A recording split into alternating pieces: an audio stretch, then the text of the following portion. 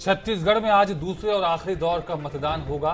दूसरे चरण में कुल 72 सीटें हैं और इसके लिए 843 उम्मीदवार अपनी किस्मत आजमा रहे हैं। चुनाव के लिए सुरक्षा के पुख्ता इंतजाम किए गए हैं।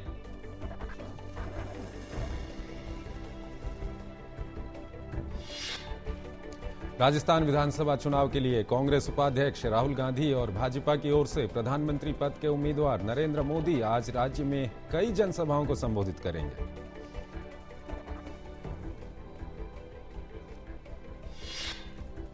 तेलंगाना मुद्दे पर मंत्री समूह की विचार विमर्श प्रक्रिया पूरी। 21 नवंबर को हो सकती है जीओएम की बैठक। महीने के अंत तक मंत्री समूह कैबिनेट को कर सकता है अपनी रिपोर्ट पेश।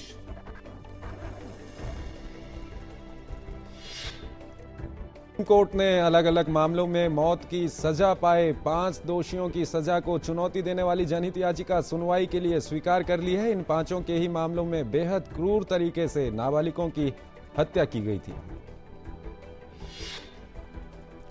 पूर्व सेना प्रमुख वीके सिंह ने अपनी आयु संबंधी विवाद के संबंध में उच्चतम न्यायालय के आदेश पर कुछ टिप्पणियां करने को लेकर बिना शर्त माफी मांगी है। सिंह ने कहा है कि उनका इरादा संस्था या न्यायाधीशों की प्रतिष्ठा को ठेस पहुंचाना नहीं था। हैदराबाद की एक विशेष सीबीआई अदालत ने प्रत्यर्पित माफिया सरगना अबू सलेम को 2001 के जाली पासपोर्ट मामले में दोषी ठहराया है। उसे भारतीय दंड संहिता की विभिन्न धाराओं के तहत दोषी ठहराया गया। एक नाबालिग लड़की के साथ यौन दुराचार के मामले में आरोपी आसाराम बापू की जमानत अर्जी पर आज फैसला सुनाया जाएगा।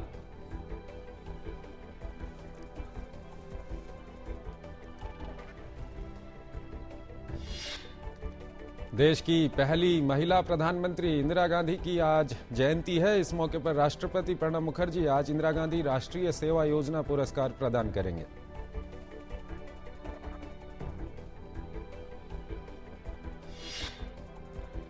मंगल ग्रह के वातावरण की जानकारी बटोरने के मकसद से नासा ने भेजा मावेन यान। अरबों वर्ष पहले मंगल के सूखने और रेगिस्तान में तब्दील होने की वजहों का पता लगाएगा ये यान। नेपाल में आज संविधान सभा के लिए चुनाव होना है। इस चुनाव के जरिए नेपाल 601 सदस्यीय संविधान सभा चुनेगा जो नया संविधान तैयार करेगी।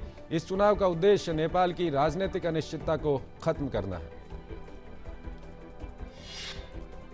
इंडोनेशिया में उत्तरी सुमात्रा प्रांत के कारो जिले में माउंट सिनाबुंग ज्वालामुखी एक बार फिर से भड़क उठा है।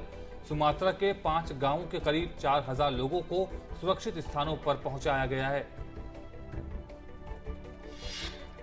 फ्रांस की राजधानी पेरिस के एक वामपंथी दैनिक समाचार पत्र लिबरेशन टुडे के कार्यालय में कल गोलीबारी हुई। पुलिस ने बताया कि गोली लगने से एक व्यक्ति गंभीर रूप से घायल हो गया।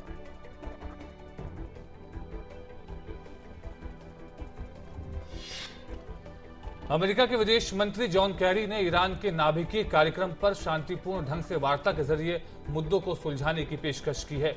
हाल ही में अमेरिका और रूस के विदेश मंत्रियों ने ईरान के मसले पर फोन पर बातचीत की थी। बांग्लादेश में चुनाव के लिए कल सर्वदलीय सरकार का गठन किया गया और उसके 6 कैबिनेट और 2 राज्य मंत्रियों को पद और गोपनीयता की शपथ दिलाई गई।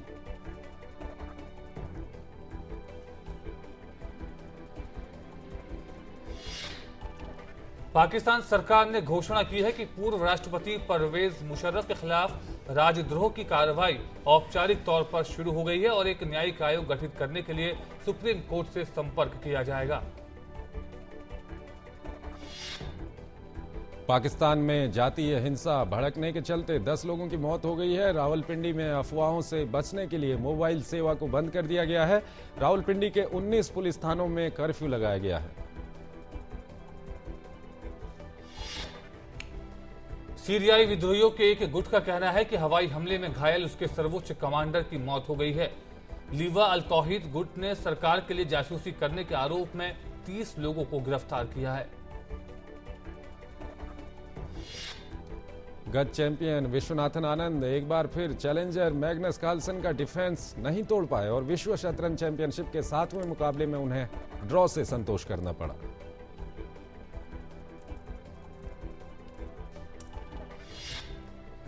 वेस्टइंडीज के ऑफ स्पिनर मार्लन सैमुअल्स और शेन शिलिंगफोर्ड का बॉलिंग एक्शन मुंबई टेस्ट के दौरान संदिग्ध पाया गया। अब इन दोनों ही गेंदबाजों के एक्शन की आईसीसी की स्क्रूटनी प्रक्रिया के तहत जांच की जाएगी। 33वें भारतीय अंतर्राष्ट्रीय व्यापार मेले में आज से आम जनता के लिए ये मेला खुल जाएगा। मेले में 21 देशों के 6000 से ज्यादा प्रदर्शक अपने अपने उत्पादों को प्रदर्शित कर रहे हैं।